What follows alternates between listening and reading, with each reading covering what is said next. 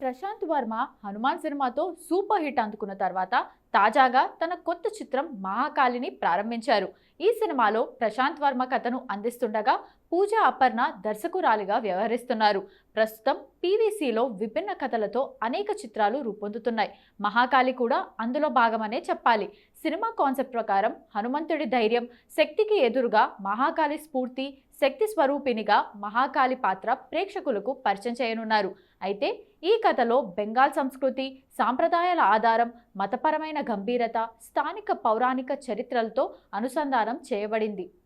ఇక ఈ విధంగా మహాకాళి తెలుగు చిత్రసీమలో కొత్తదనానికి నిలువెత్తు ఉదాహరణగా మారే అవకాశం ఉందని సినీ విశ్లేషకులు పేర్కొంటున్నారు. తాజాగా మూవీ టీం ఓ ఇంట్రెస్టింగ్ పోస్టర్ను విడుదల చేసింది. దీనిలో కాలవు నీడల నుండి మరిచిపోయిన గురువు మేల్కొంటాడు అని హైలైట్ చేశారు. అంతేగాక రేపు ఉదయం 10 గంటలకు సినిమాకు సంబంధించి అప్డేట్ కూడా విడుదల చేయబోతున్నట్లు తెలిపారు.